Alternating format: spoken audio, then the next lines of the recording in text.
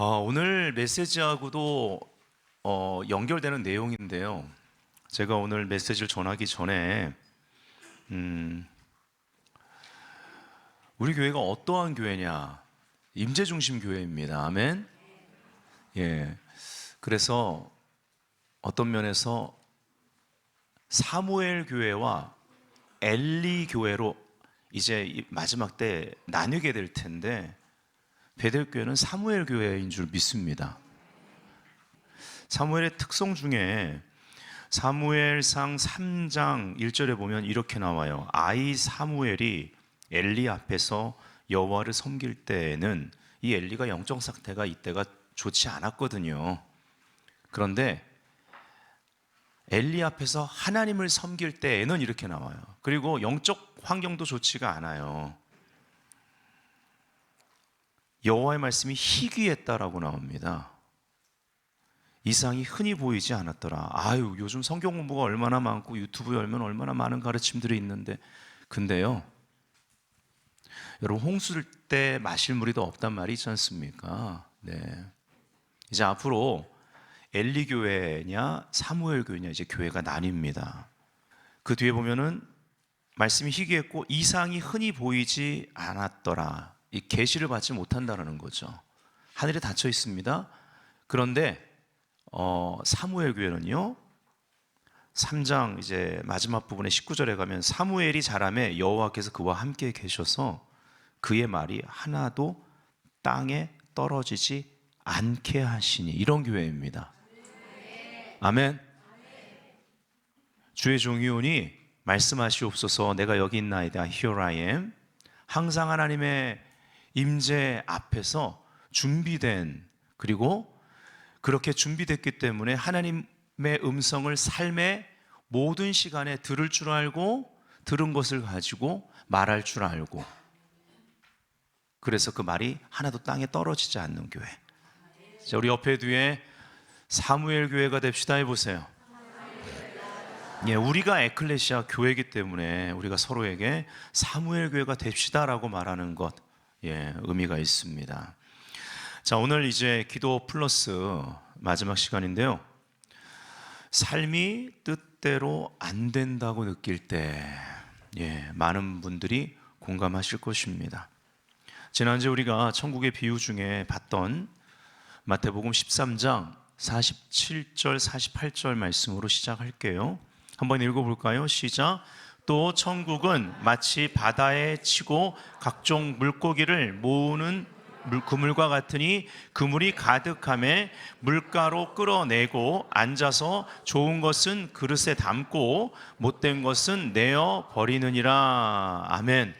자, 여러분, 그물 비유라고 알려져 있는데 그물이 보이는 부분은 적은 부분이라는 거죠.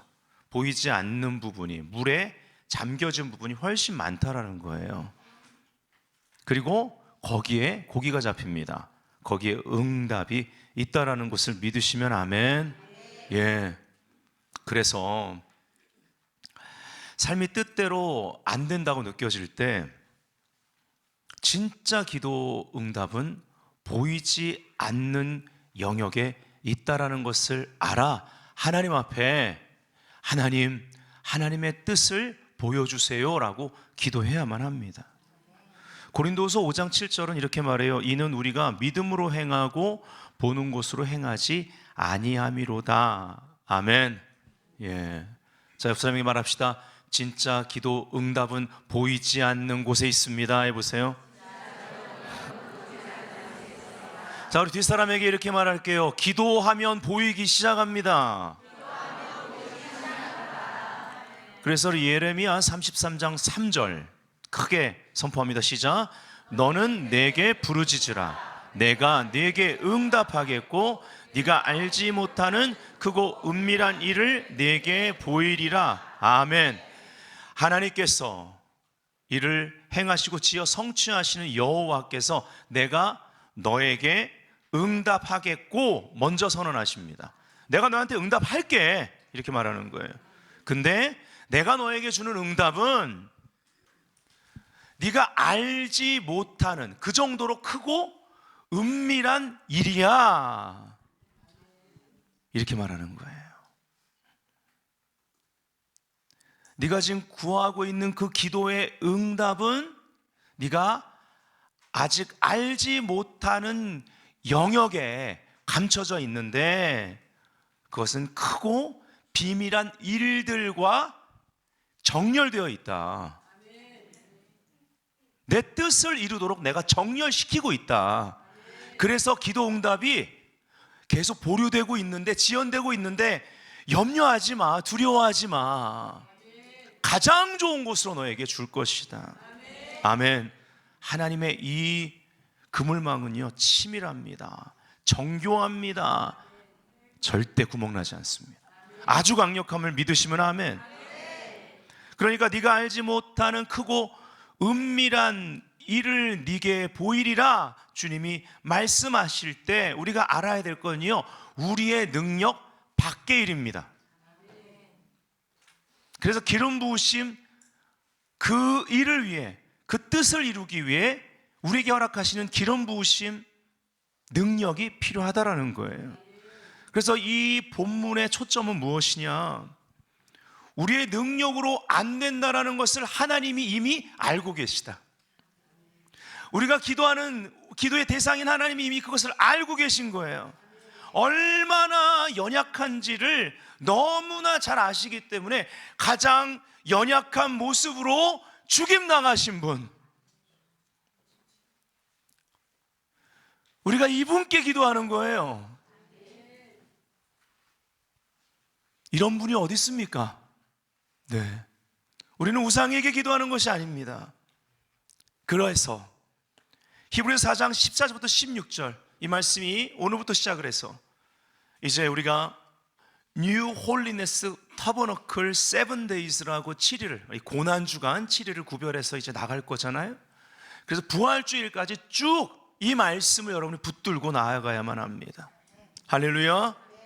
한번 읽어봐요. 시작. 그러므로 우리에게 큰 대제사장이 계시니 승천하시니 곧 하나님의 아들 예수시라.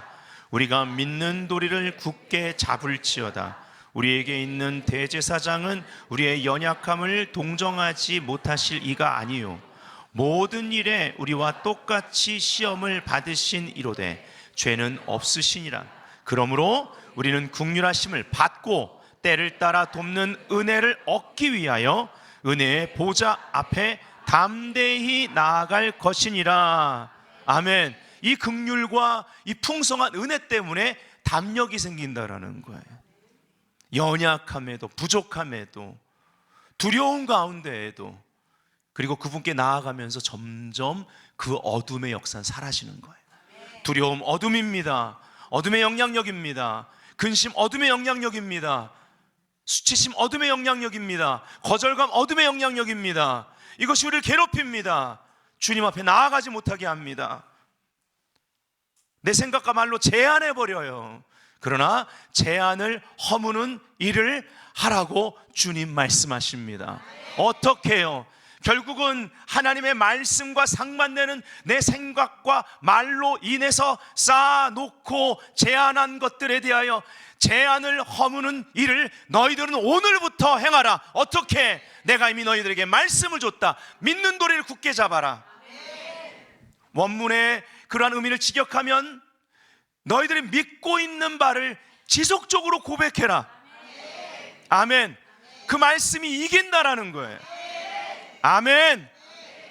할렐루야. 말씀을 선포함으로 내 말의 권세를 가지고 제한들을 허무는 일을 오늘부터 행하시기를 예수님의 이름으로 축복합니다. 아멘. 할렐루야. 우리는요, 내 뜻대로 안 될 때, 내 능력 밖의 일을 만났을 때 어떻게 하냐는 거예요. 어디로 나아가냐 하는 것입니다. 모든 것을 다스리시는 은혜의 보좌로 나아가시기를 축복해요.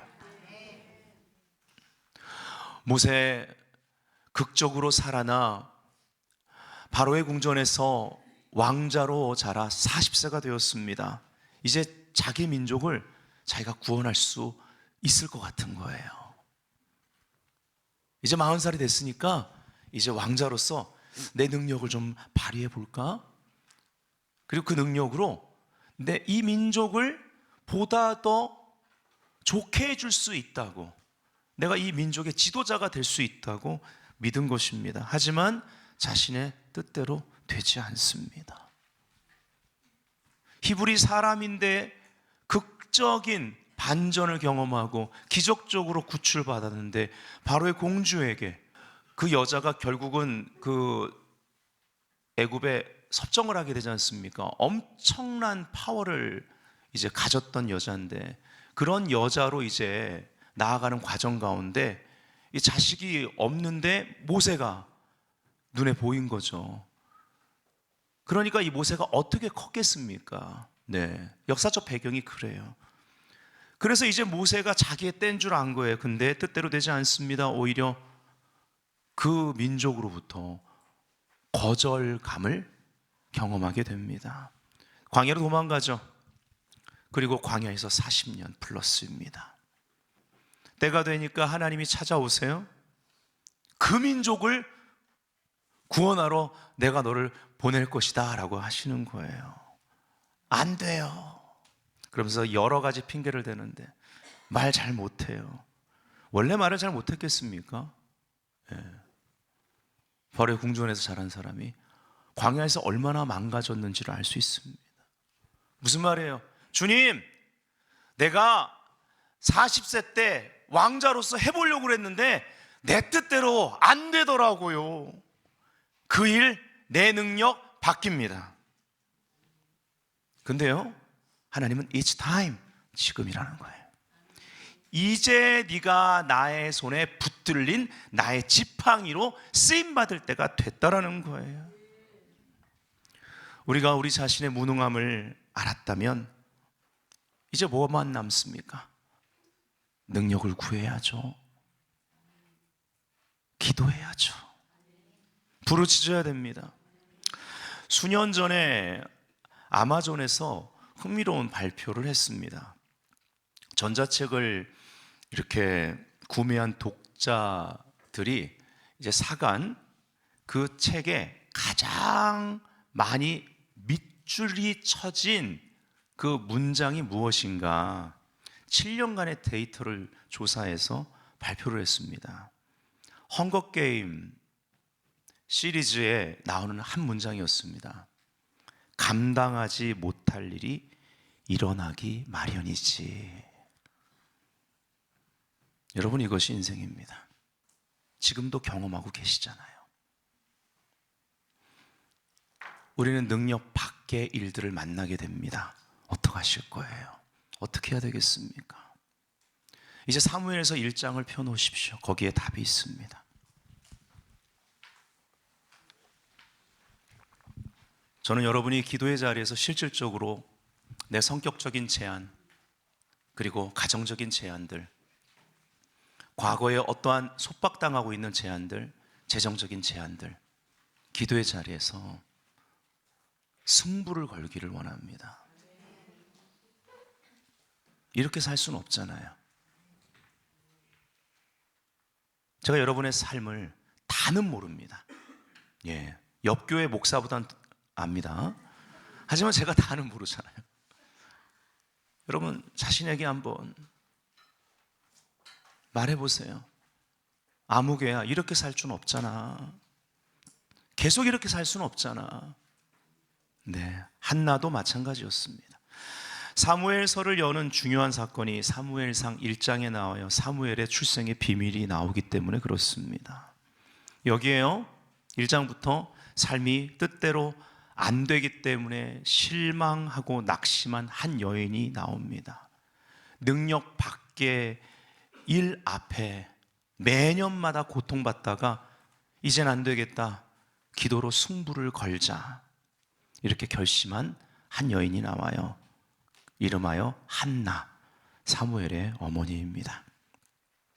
자, 사무엘상 1장 1절을 보면요, 에브라임 산지 라마다임 소빔에 에브라임 사람 엘가나라 하는 사람이 있었으니 그는 여로함의 아들이요 엘리후의 손자요 도후의 증손이요 숲의 현손이더라. 자, 여기서 오해하지 말아야 될 부분이 뭐냐? 엘가나가 에브라임 사람이라고 나오는데 에브라임 사람 엘가나라는 그 의미를 알아야만 합니다.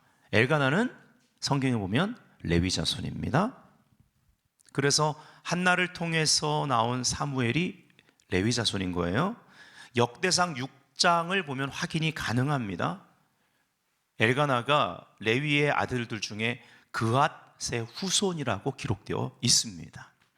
왜 에브라임 사람이라 불렀냐면 에브라임 지파라는 말이 아니고 에브라임 산지에 거주하는 사람이라는 거예요.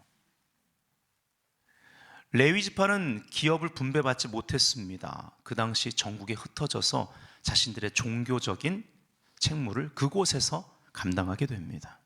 자, 사무엘상 1장 2절. 그에게 두 아내가 있었으니 하면서 이제 스토리가 나옵니다. 한 사람의 이름은 한나요, 한 사람의 이름은 분인나라. 개역 한글에는 하나의 이름은 한나요, 하나의 이름은 분인나라 이렇게 되어 있습니다. 순서는 한나가 앞입니다. 그런데 뭔가 대등한 위치처럼 보이죠. 여기에 한 사람의 이름은 한나요 할 때, 이 하나의 이름은 한나요 할 때 이 하나의에 해당되는 그 원문의 기본형은 우리가 잘 알고 있는 에하드입니다. 하나의, 유일한 이런 뜻이죠. 그러니까 정부인이에요. 정부인이 더 권세가 있다 없다? 있죠. 네. 자, 그럼 그 뒤에 분인나를 가리키는 한 사람의, 하나의는 원문은 이렇게 있습니다. 하, 정관사 하가 붙어서 하 쉐니트라고 읽거든요. 여기에 히브리 단어 기본형은 쉐니입니다. 쉐니. 이 쉐니는 another, 또 다른. 그러니까 두 번째의, 세컨드를 말하는 거예요.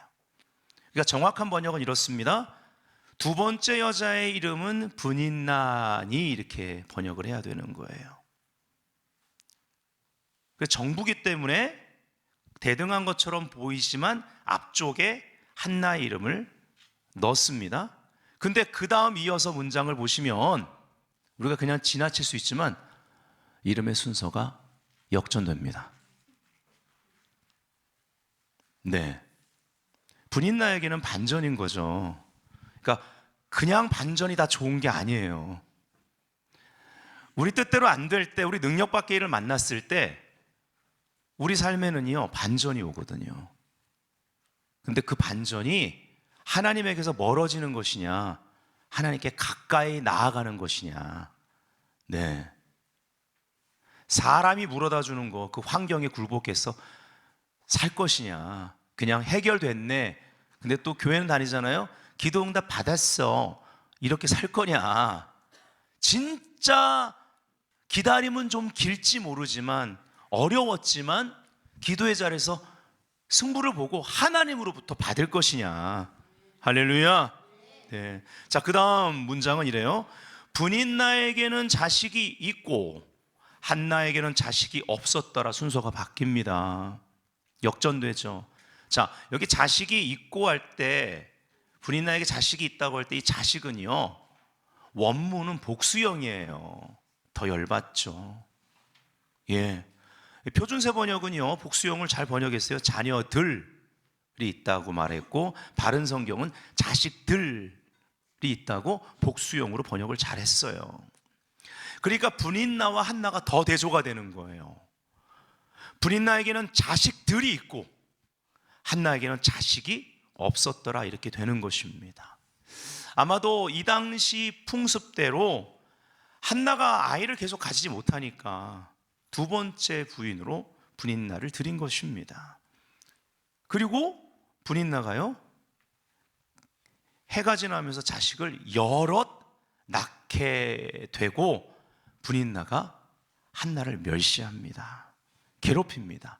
그래서 6절에 가면요 그의 적수인, 그의 대적이라고 나옵니다. 얼마나 괴롭혔으면 원수가 된 거예요. 그의 적수인 분인나가 그를 심히 격분하게 하여 괴롭게 하더라, 이렇게 말합니다. 여기에 하나님의 섭리가 숨겨져 있습니다. 섭리는요, 전 이렇게 정의하기를 좋아해요. 섭리는 사람을 찾으시는 하나님의 움직임이다. 할렐루야. 하나님이 계속 일하고 계신데 처음에는 잘 안 보이는 거예요. 사람의 눈엔 잘 안 보이는 거예요. 기도해야 이제 점점 보이기 시작하는 거예요. 이것이 하나님의 섭리입니다. 한나에게는요, 반전이 필요했습니다. 여러분, 반전이 필요하지 않으세요? 아멘 좀 해보세요. 그냥 다 좋아요? Everything is okay?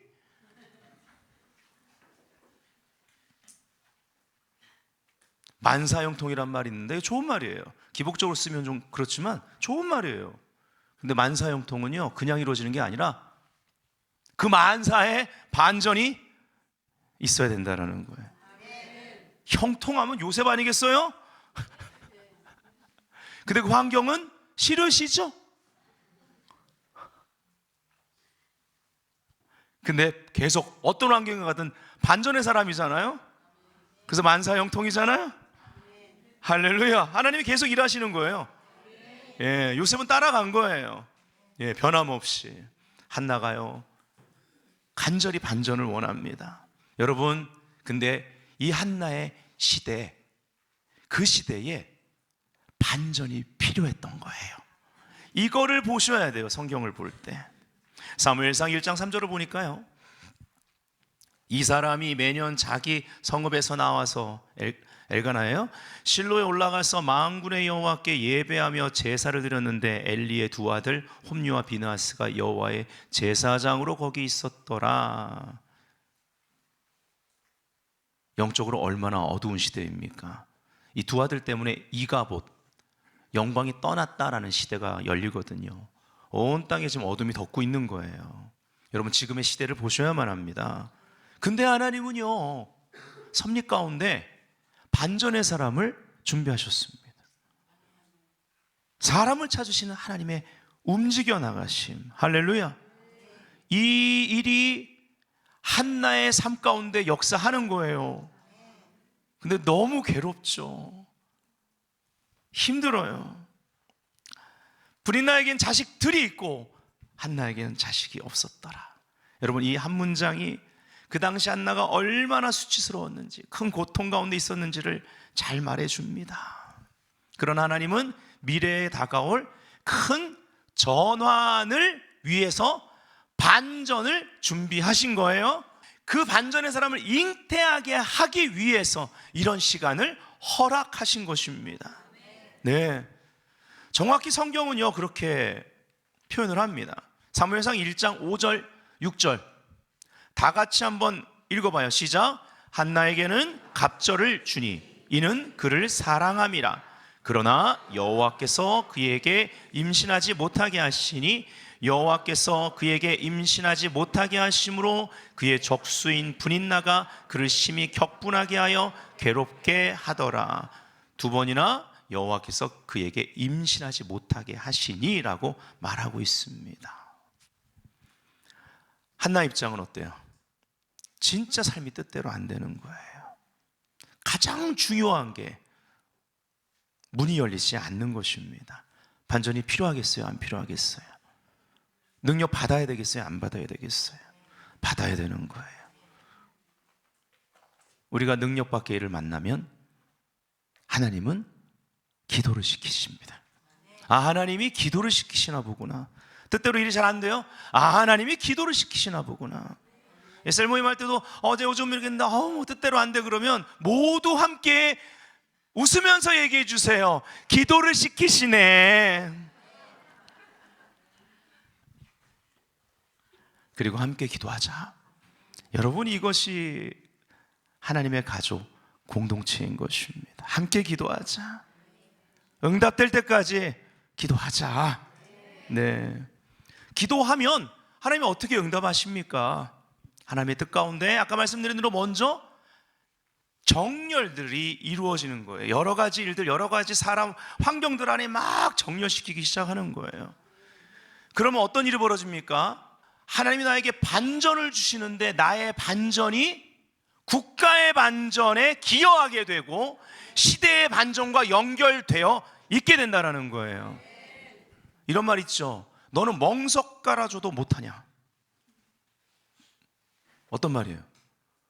기회를 줬는데도 못하냐는 거예요. 한나는요, 기도의 자리로 나아갔습니다. 우리는요, 옆 사람이 말합시다. 기도의 자리로 나갑시다. 기도하면 됩니다. 자, 사무엘상 1장 10절. 한나가 마음이 괴로워서 여호와께, 대상이 분명해지는 거죠. 이제 뭐 남편이 내가 너를 더 사랑해, 부인 나보다 더 사랑해, 그리고 막 갑절을 줘도 소용이 없는 거예요. 대상이 분명해지는 거예요. 여호와께 기도하고 통곡하며. 여러분, 한나의 기도를 할 때 조용히 기도했다. 깊은 기도. 그건요, 나중이에요. 처음은 예레미야 33장 3절에 기도의 용사로서 부르짖으며 기도하는 겁니다. 통곡을 해요. 여러분, 한나의 기도가 바뀌었습니다. 삶이 뜻대로 안 된다고 느낄 때 첫 번째 읽어봅니다. 시작.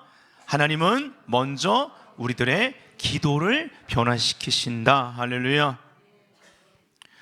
매년 한나가요, 여호와의 집에 올라갈 때마다 남편이 그같이 하매, 사무엘상 1장 7절에 분인나가 그를 격분시킴으로 그가 울고 먹지 아니했다라고 나옵니다. 남편이 참 잘해줬는데 소용이 없는 거죠. 자, 여기 매년이란 단어에 주목합시다. 매년, 즉 해가 계속 가면서 매년 반복되는 거예요. 그럼 반복될수록 어떤 일이 벌어져요? 실망하고 또 실망하고 또 실망해요. 실망에 실망이 더해지면 뭐가 돼요? 낙심이 됩니다. 매해가 바뀔 때마다 분인나는 아이를 낳았는데 한나는 아이가 없어요. 해가 또 바뀝니다. 분인나의 아이는 갈수록 기어다니는 녀석이 이제는 걸어다녀요. 예. 그럼 이뻐야 되는데 미워. 예. 여러분 주변에 이런 비슷한 일이 있잖아요. 회사에 갔는데 누가 미워. 왜 그래요? 주여 한 표 나왔어요. 주여. 공감이 되는 거예요. 우린 공감이 되면 주여 아니면 아버지 이렇게 돼요.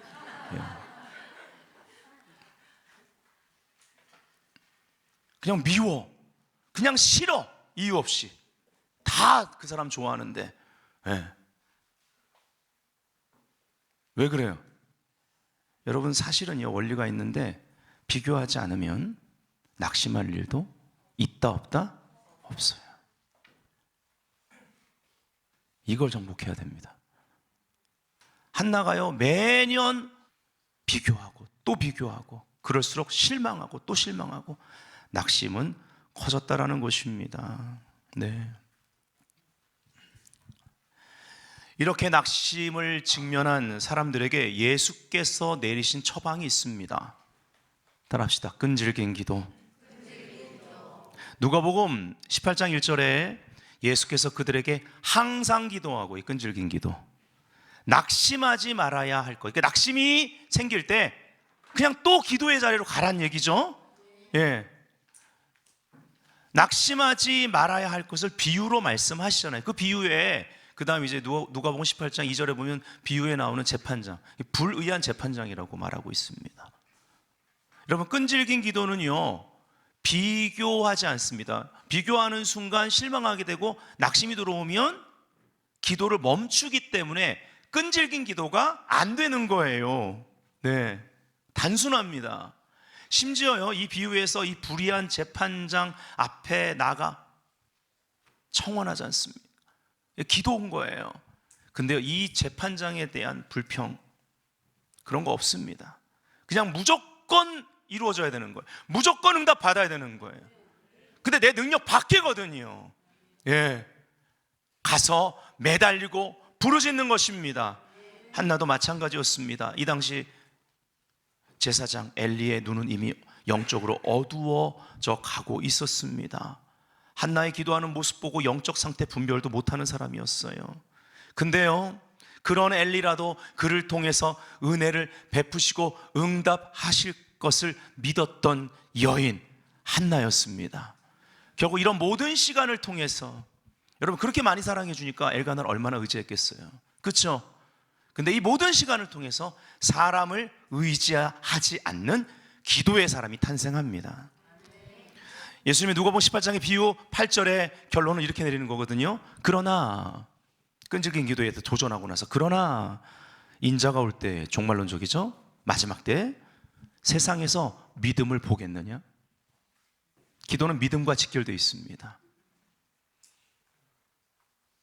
믿음의 사람은 끈질기게 기도합니다. 자, 10절에 한나가 마음이 괴로워서 여호와께 기도하고 통곡했다고 그랬잖아요. 강렬한 기도죠. 그리고 12절에 보면요, 그가 여호와 앞에 오래 기도하는 동안에, 오래 기도했다. 근데 어디서요? 임재 앞에서. 그분의 임재 안에 오랫동안 머무는 거예요. 이 중요합니다. 예, 이게 끈질긴 기도의 핵심이에요. 임재 가운데. 아멘. 예, 강렬하죠? 끈질기죠? 근데 이런 기도가 바로 드림의 기도입니다. 예배적인 기도라고요. 바로 이 10절과 12절 사이에, 그 사이에 서원하여 이르되 만군의 여호와여, 만일 주의 여종의 고통을 돌아보시고 나를 기억하사 주의 여종을 잊지 아니하시고 주의 여종에게 아들을 주시면 내가 그의 평생에 그를 여호와께 드리고 삭도를 그의 머리에 대지 아니하겠나이다. 이게 나실인 서원인 거거든요. 네. 삶이 뜻대로 되지 않을 때, 그때는 기도할 때입니다. 오늘 본문에 이때가 어떤 때인지를 분명하게 말해주는 거예요. 히브리서 4장 16절, 그러므로 우리는 긍휼하심을 받고, 아멘, 때를 따라 돕는 은혜를 얻기 위하여, 목적이 분명해요. 방향도 분명합니다. 은혜의 보좌 앞에 담대히 나아갈 것이라. 아멘. 나아갈수록, 임재를 경험할수록 더 담대해지는 것을 믿으시면 아멘. 그를 향하여 그의 뜻대로 무엇을 구하면 들으심이라. 들었으면 받은 줄 믿어라. 여러분, 이것이 사무엘의 이름의 뜻이에요. 하나님이 들으셨다. 기도 응답을 가리킵니다. 근데 이 응답을 드리는 거예요. 무슨 말입니까? 진정한 기도는 기도하는 동안, 기도의 자리에서, 그 기도의 과정 가운데 결국은 하나님, 어떤 응답이든 그 응답을 내가 선호하는 것이 아니라 하나님이 주기 원하는 응답을 원하고, 그 응답을 해주시면 그 응답을 하나님께 드리겠습니다 하고 나서 됐어 그러고 하나님이 응답을 주시는 거예요. 그 응답을 드리겠습니다, 이것이 진심이 되면 그때 응답을 받습니다. 이게 진짜 기도의 영성입니다. 진정한 기도를 하시기를 예수님의 이름으로 축복합니다.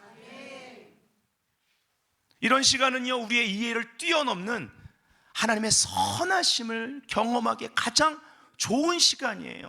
때를 따라 돕는 은혜, 모든 때마다 은혜를 베푸시려고 준비하신 분.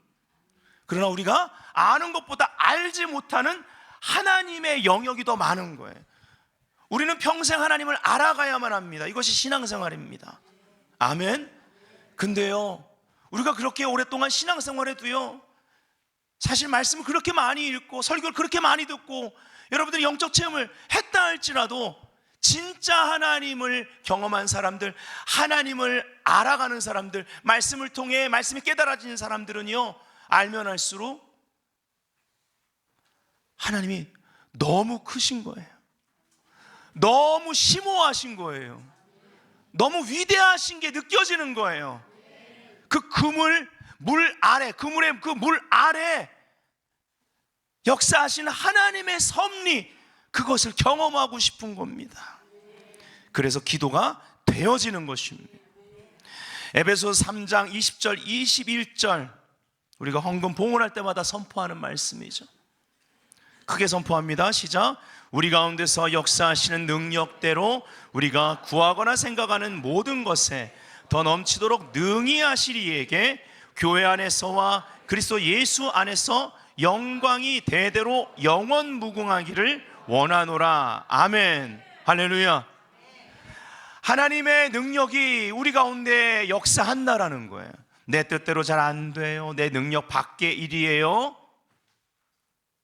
그때도 이미 하나님의 능력이 역사하고 있어요. 그러니까 하나님께 함부로 하나님 왜 그러세요? 하지 마세요.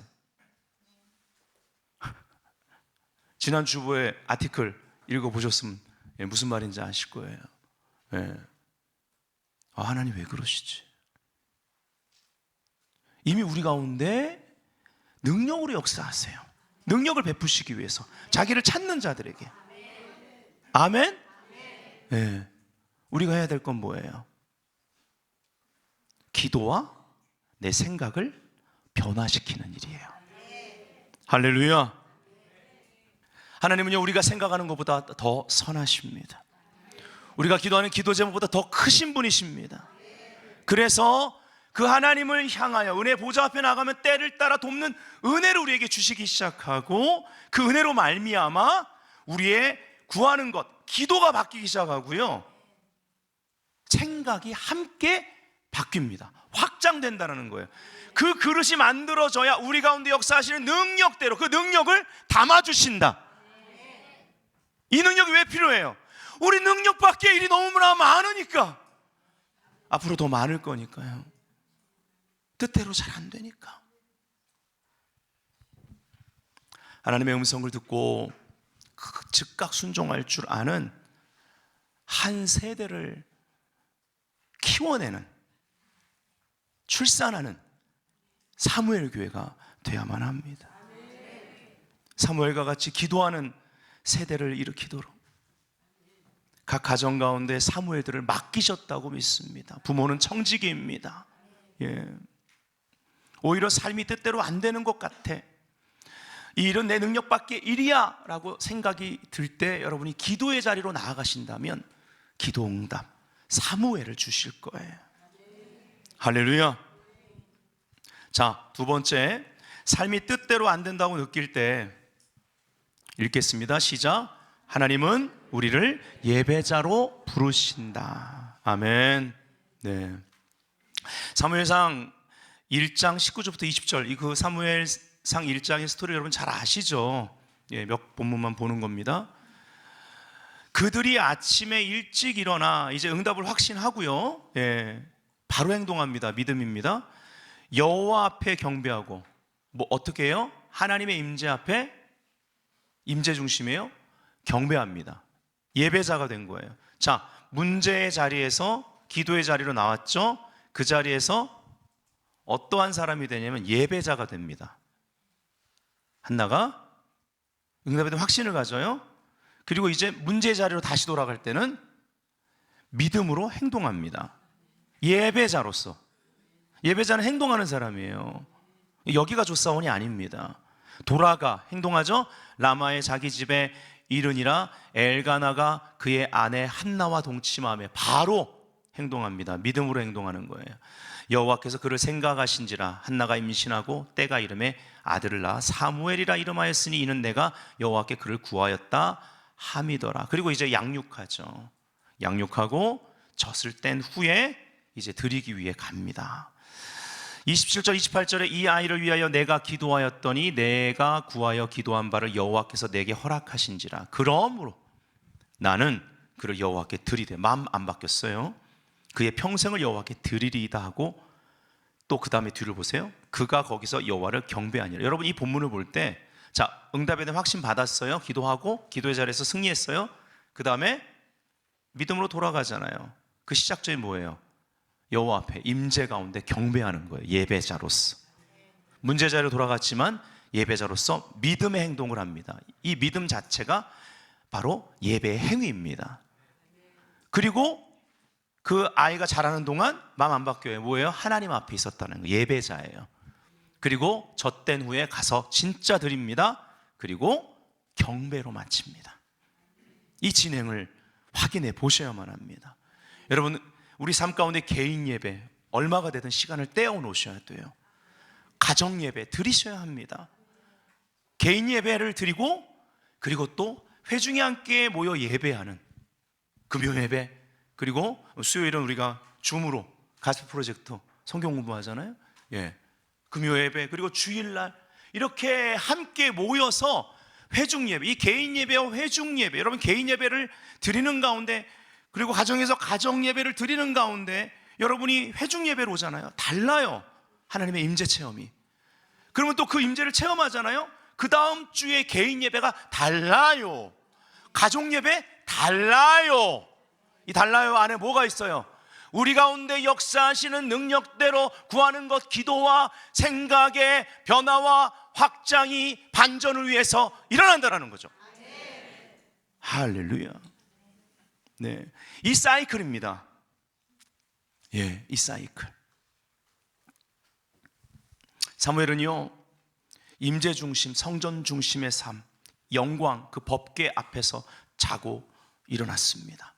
임재를 존중하는 마음을, 그 당시 정말 하나님의 그러한 이상을 보는 것이 희귀한 거예요. 말씀이 희귀하고, 엘리시 사장도 영적으로 병들어가고, 그 두 아들은 망난이고, 예, 그런 환경에서요, 하나님이 직접 이 아이를 성장시키는 겁니다. 임재를 존중하는 아이로, 하나님의 임재 가운데 음성을 들을 줄 알고 그 임재 가운데 순종하고 생활할 수 있는 훈련을 시키는 거예요. 사무엘상 3장 2절부터 4절. 엘리의 눈이 점점 어두워 가서 잘 보지 못하는 그때에 그가 자기 처소에 누웠고 하나님의 등불은 아직 꺼지지 아니하였으며 사무엘은 하나님의 궤 있는 여호와의 전 안에 누웠더니 여호와께서 사무엘을 부르시는지라. 그가 대답하되 내가 여기 있나이다. 아멘. 예. 하나님은 어떤 교회를 찾고 계시냐면요, 어떠한 성도들이 되기 원하시냐면요, 하나님이 부르실 때 말씀하시면 예스, 예와 아멘으로 늘 준비되어 있어. 내가 여기 있나이다 라는 것을 공동체가 한 사람처럼 반응할 수 있는 그런 사무엘 교회를 원하십니다. 저희 교회가 이제 지금 그 비계 설치하고 이제 공사할 준비를 하고 있잖아요. 근데 밖에서 볼 때는 아직 이제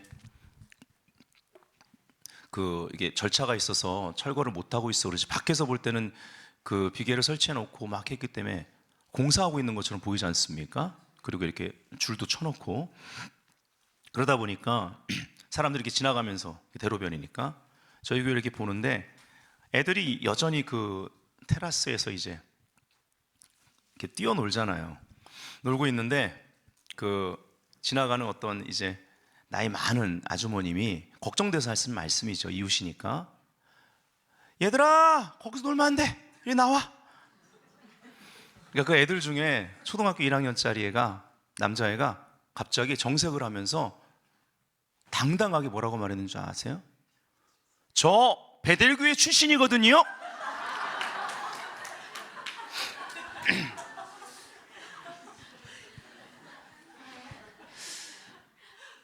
베델교회 다니면 저는요, 예, 그리고 또 사모가 지금 올해는 유치부를 맡고 있지만 베델교회 출신의 아들과 딸들이 사무엘같이 하나님의 음성을 듣고 순종하는데 익숙한 그러한 다음 세대로 성장하기를 원하는 거예요. 그래서 그들이 하는 말이 땅에 하나도 안 떨어지는 능력의 세대가 되기 원합니다. 할렐루야. 우리가요, 임재를 종귀히 여기는 문화를 가정에서 만들어 나가야만 합니다. 베델교회는 끊임없이 임재를 존중하는 교회로 세워져 갈 거예요. 가정도 그리해 주세요. 영적인 회복이 가정 가운데 있어야 돼요. 기도의 재단을 다시 쌓아야만 합니다. 하나님이 이미 지난 것을 다시 찾으시거든요. 감리교회 그 창시자인 웨슬리. 근데 사실 웨슬리가 된 것은 그 어머니 수잔나 웨슬리의 영향력이었습니다. 그리고 실제 감리교라는 이름 자체가 규칙을 뜻하는 단어지 않습니까? 규칙주의자. 네. 그렇게 성경의 원리를 강조한 거예요. 은혜를 배제한 성경의 원칙이 아니라 철저하게 하나님의 선행하시는 은혜, 선행적 은혜는 웨슬리가 만들어낸 단어입니다. 웨슬리 신학 가운데 먼저 역사하시는 그 은혜에 기반을 둔 그 규칙주의자들을 양성하는 것, 그게 감리교 정신이었어요. 네. 근데 그게 바로 수잔 웨슬리가 웨슬리뿐만 아니라 그 위대한 종들, 또 사회의 위대한 믿음의 위인들을 길러낸, 그냥 가정이 학교였잖아요. 애들이 너무 많아가지고. 그 수잔나 웨슬리의 철칙이었습니다. 교육의 철칙. 말씀대로 규칙주의자, 그 규칙대로 키워나가는 것, 이것이 회복되어야 될 줄 믿습니다. 우리는 가족을 넘어서 킹덤을 봐야만 합니다. 우리는 왕족입니다. 세 번째, 그래서 읽어볼까요? 시작. 하나님은 선택받은 세대를 일으키도록 기름을 부으신다. 제가 이번 주에 기도하는 가운데 영어로 chosen generation이라는 단어가 떠오르면서 베드로전서 2장 9절 말씀을 주셨어요. 그러면서 선택받은 세대를 일으켜라. 이것은 담임 목회자 부부의 비전이었습니다. 근데 다시 한번 주님이 말씀하신다고 느껴요. 그러나 너희는 택하신 족속이요, 이 안에 선택받은 세대가 있습니다.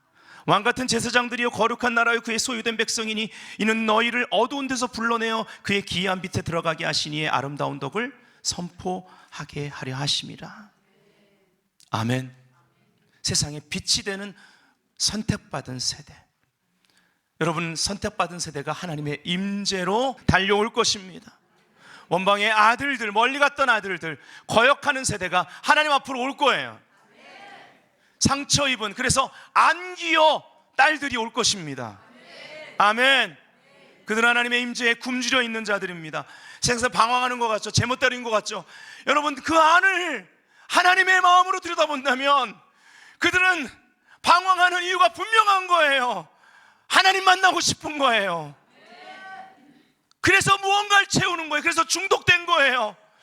그 중독을 끊어내줘야 될만 합니다. 그러나 이건 우리의 능력 밖의 일입니다. 이들의 중독을 끊어내는 능력은 오직 하나님의 기름 부으심, 기도 응답으로 오는 하나님의 능력인 것이고 하나님의 은혜인 것입니다. 그들에게 먹을 것을 줘야 돼요. 참된 양식을 줘야만 합니다. 어떻게 해요? 임재로 충만한 공동체로 준비되어야만 합니다. 임재가 충만한 가정으로 준비합시다. 늦지 않았습니다.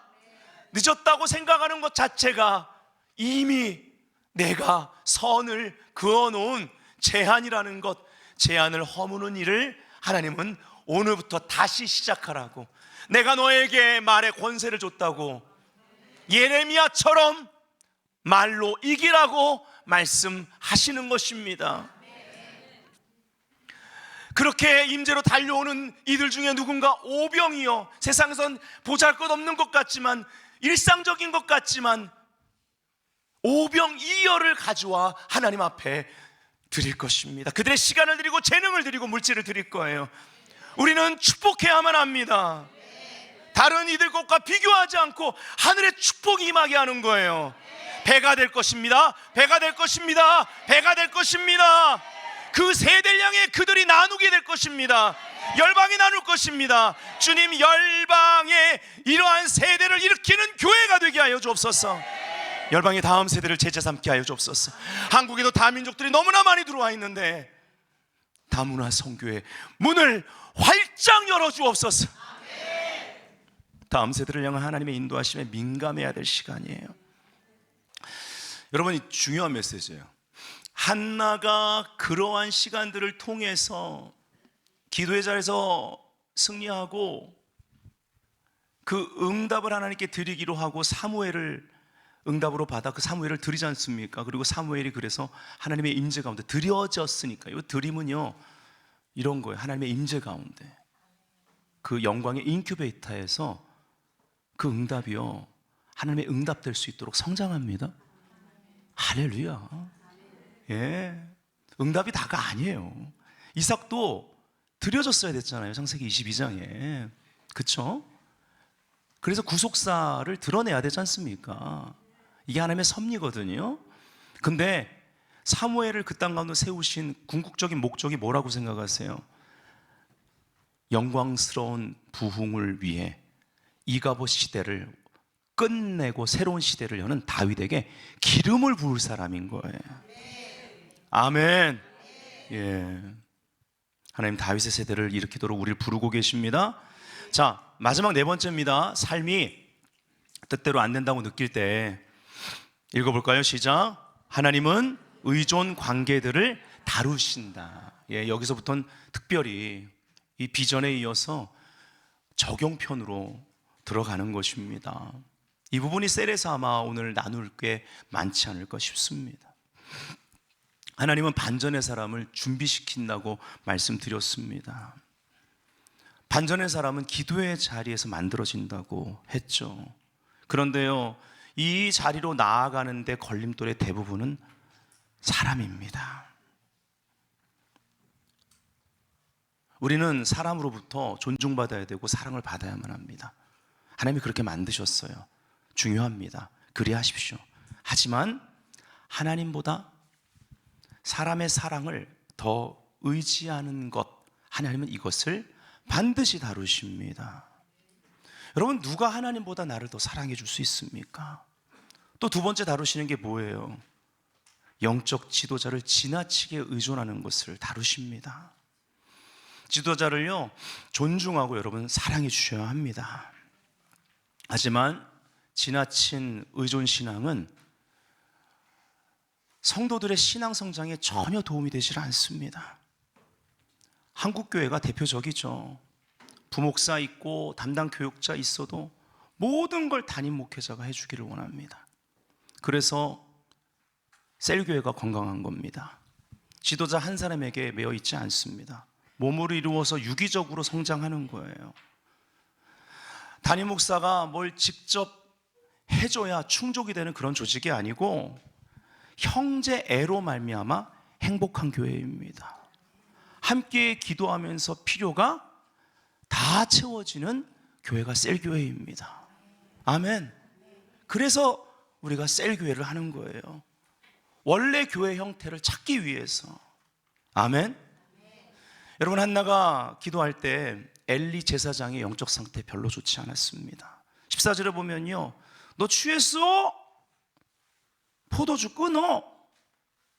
아니 그렇게 막 부르짖으면서 통곡할 때는 어디가 있다가? 예. 본문에 나온 것처럼 자기 처소에서 딩가딩가 했나 봐요. 예. 기도도 안 나오다가 기도 끝물 쯤에 이제는 깊은 기도로 그냥 중얼중얼 하면서 하는 기도를 보고, 너 취했냐?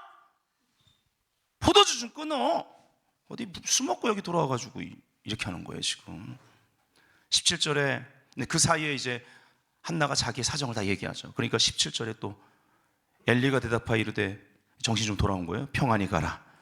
이스라엘의 하나님이 네가 기도하여 구한 것을 허락하시기를 원하노라. 이렇게 해서 보냅니다. 예. 사무엘상 1장 18절 19절 보니까 이르되 당신의 여종이 당신께 은혜 있기를 원하나이다 하고 가서 먹고 얼굴에 다시는 근심이 없더라 하고 나서 이제 가서 행동하죠. 경배하고 그리고 이제 한나와 엘가나가 동침하고 사무엘을 낳습니다. 근데 여기에 이르되 당신의 여종이 당신께 은혜 입기를 원하나이다. 예. 영적 상태가 어떤지를 한나가 모르겠습니까?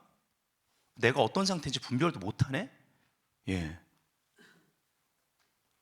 그 엘리 제사장이 되고 은혜를 확신했을까요? 아닙니다. 사람이 아니라 하나님으로부터 받은 은혜입니다. 아멘. 기도의 자리에서 하나님 만났기 때문에 하나님으로부터 오는 은총인지 아닌지 분별할 수 있는 거예요. 한나같이 기도의 자리에서 승리를 하면 은총에 대한 확신이 생깁니다. 이게 우리에게 필요한 거예요.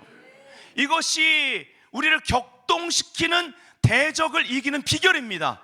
은혜에 대한 확신, 내가 은총받은 자라는 것에 대한 확신을 가지고 그 문제의 자리로 나가야 되는 거예요. 사무엘상 1장 5절에 한나에게는 갑절을 줬다고. 누가요? 엘가나, 남편이요. 그 정도로 사랑했다고 말합니다. 근데 하나님께서는 임신하지 못하게 하시는 그런 하나님의 섭리가 있었어요. 우리는요, 이 부분을 생각해 봐야만 합니다. 사람 이전에 하나님의 사랑을 받고 살고 있는가? 여러분 생각해 보세요. 한나에게 이런 일이 없었다면, 이런 괴로운 일이 없었다면, 뜻대로 다 잘 되는 것 같았다면, 엘가나가 남편이 이렇게 많이 사랑해 주는데 하나님을 찾겠습니까? 그 가게 가운데 사무엘이 출산돼서 이 어두운 세상 가운데 빛을 비추고 다윗에게 또 기름을 부어서 새 시대를 열어야 되는데, 그렇게 남편이 사랑해 주면 기도의 자리로 나가겠냐고요. 그럼 사무엘을 출산해낼 수 있겠냐는 겁니다. 하나님이 기도의 자리로 몰아가신 거죠. 여러분, 기도하는 부모가 기도하는 자녀를 키워내는 줄 믿습니다. 결국은 승리할 것입니다. 셀리더가 기도하면요, 셀원들도 어떤 분량이든 기도하게 되어 있는 거예요. 기도하는 교회는요, 임재가 일합니다. 기도하는 가정은요, 임재가 일합니다. 아이들이 자는 동안에도 하나님이 역사하시는 줄 믿습니다. 제한하지 마세요. 늦지 않았습니다. 할렐루야. 제한을 허무는 일을 하십시오. 네. 반전을 원하십니까? 히브리서 4장 14절부터 16절, 오늘부터 이 말씀을 가지고 우리 부활주일까지 쭉 이 말씀, 레마 말씀으로 붙들고 승리합시다. 그러므로, 오늘 모든 메시지에 이어 그러므로 우리는 긍휼하심을 받고, 할렐루야, 때를 따라 돕는 은혜를 얻기 위하여 은혜의 보좌 앞에 담대히 나아갈 것이니라. 아멘. 예, 전 이 구절 암송했어요. 네, 여러분들 외워버리세요. 외우기 좋습니다. 네. 정리해요. 삶이 뜻대로 안 된다고 느낄 때, 여러분 능력 밖의 일들을 만났을 때, 첫 번째 읽어주세요. 첫 번째, 두 번째, 세 번째, 네 번째, 기도하겠습니다.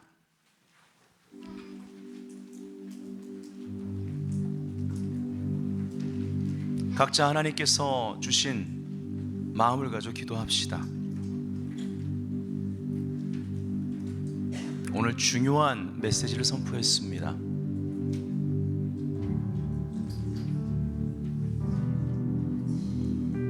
능력 밖의 일을 경험하고 계시다면, 삶이 뜻대로 움직이지 않는다면, 하나님 예비하신 다가올 큰 전환을 나의 삶을 통해 준비하시며, 그리고 이것이 나의 반전을 넘어서 국가적인 반전, 시대적인 반전, 하나님 나라의 돌파를 위해 지금 무언가를 정렬하고 계신다라는 것을 믿으세요.